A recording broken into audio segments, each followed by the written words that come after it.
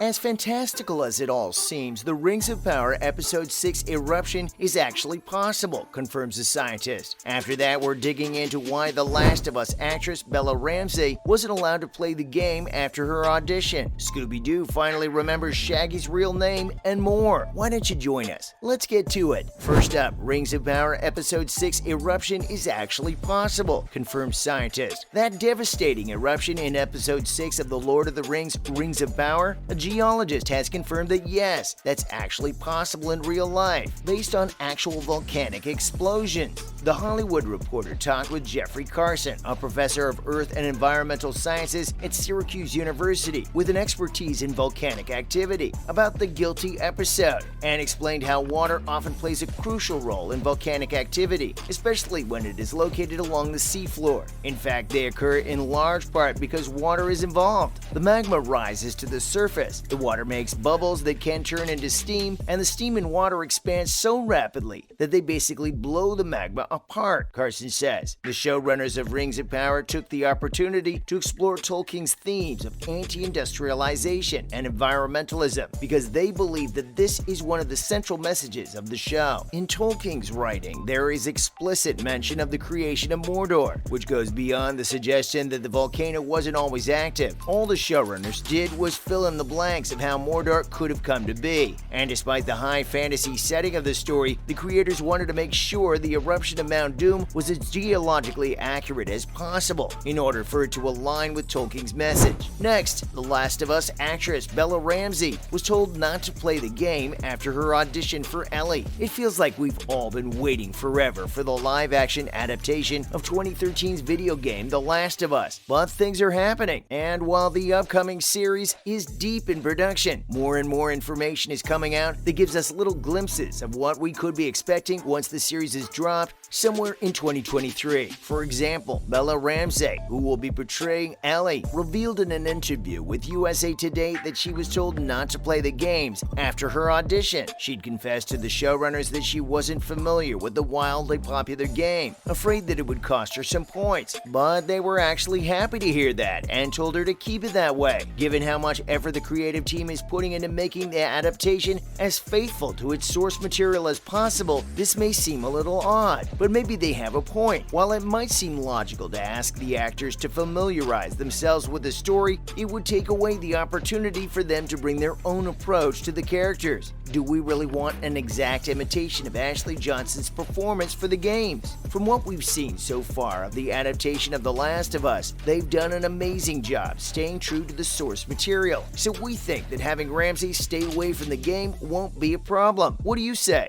Following up, Scooby-Doo finally remembers Shaggy's real name. HBO has revealed the character posters for the R-rated Velma series, which shows that the upcoming show is going to break a long-running tradition. Namely, Velma will be using Shaggy's real name, which isn't exactly a secret, but few amongst us will be aware that Shaggy even has a real name to begin with, as used as we all are to calling him Shaggy. Velma is going to take the franchise in a refreshing new direction by exploring the origins of the Scooby Gang, and it's only logical that there will be some unconventional adjustments. Shaggy's name and backstory are part of those adjustments as well. Shaggy's real name, Rogers, was revealed in Marvel's Scooby-Doo comics back in the late 1970s, which was almost a decade after the comics first appeared in 1969. That name has been part of the Scooby-Doo canon since 1983. Shaggy's first name, Norval, didn't appear until the late 1980s in the animated series A Pup Named Scooby-Doo, where the mystery gang was depicted as children. Tom Ruegger, the producer of Scooby-Doo, was the one who ultimately chose Shaggy's real name, which was based on Oliver Norval Hardy, who is one half of the iconic comedy duo Laurel and Hardy.